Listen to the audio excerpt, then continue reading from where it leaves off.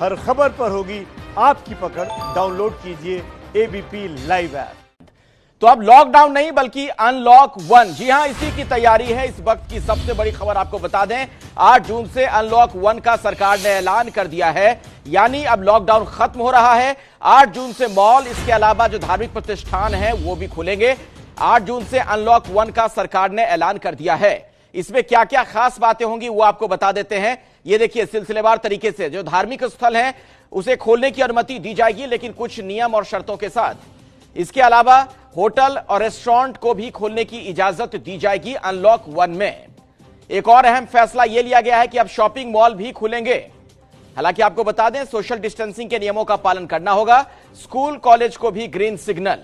यह फेज 2 में होगा। अनलॉक 1 को भी अलग अलग फेज में बांटा गया। यह हम आपको फेज 2 के बारे में बता रहे हैं। फेज 2 में कोचिंग संस्थान भी खुलेंगे। यह 2 बड़ा निर्णय। इसके अलावा ट्रेनिंग सेंटर को भी खोलने की इजाजत दी जाएगी। और अगर हम फेज 3 की बात करें तो फिलहाल तय नहीं है कि इसमें क्या क्या होगा। कई तरह के कयास जरूर लगाए जा रहे हैं। यह अनलॉक 1 में 3 अलग फेज।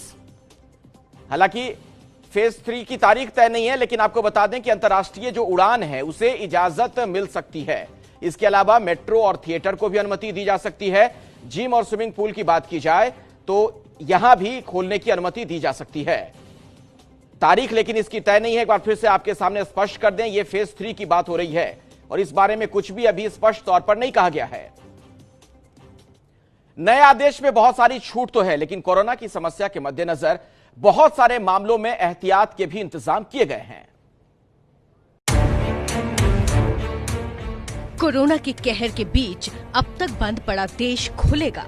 अब तक बंद पड़े काम वापस शुरू होंगे। अब देश में लॉकडाउन 4 या लॉकडाउन 5 नहीं, बल्कि अब देश में लागू हुआ है अनलॉक 1। मतलब साफ है कि देश की सरकार देश को वापस उसी पटरी पर दौड़ाने के लिए तैयार है जिस पर अब तक चल रही थी जिंदगी। लॉकडाउन का नाम सुनते ही लोगों में कोरोना का वही दर्द उभर आता है जिससे देश की जनता पिछले 71 दिनों से दो चार होती रही है। अब सरकार ने देश को खोलने की कवायद की है तो इस शब्द का इस्तेमाल करके, जिसका नाम है अनलॉक 1। अनलॉक 1 केवल एक शब्द ही नहीं है। अगर सरकार द्वारा गाइडलाइन को ध्यानपूर्वक देखा जाए तो इसके पीछे काफी सोच विचार भी है। सरकार ने अनलॉक 1 को 3 चरणों में बांटा है। पहला चरण 8 जून से शुरू, दूसरा चरण पहले चरण की सफलता के मुताबिक, तीसरा चरण दूसरे चरण की सफलता के आधार पर। माना जा रहा है कि पहला चरण पूरे जून महीने लागू रहेगा और दूसरे और तीसरे चरण को जुलाई में लागू किया जाएगा। अनलॉक 1 का फेज 1 लागू होने की तारीख 8 जून। इसमें कंटेनमेंट जोन को छोड़कर बाकी जगहों पर कई तरह की पाबंदियां हटाई जाएंगी और कई तरह की छूट दी जाएगी। धार्मिक स्थलों को खोला जाएगा। होटल, रेस्टोरेंट और दूसरे सेवा क्षेत्र खुलेंगे। शॉपिंग मॉल्स खोले जाएंगे। अनलॉक 1 फेज 2 लागू होने की तारीख अभी तय नहीं।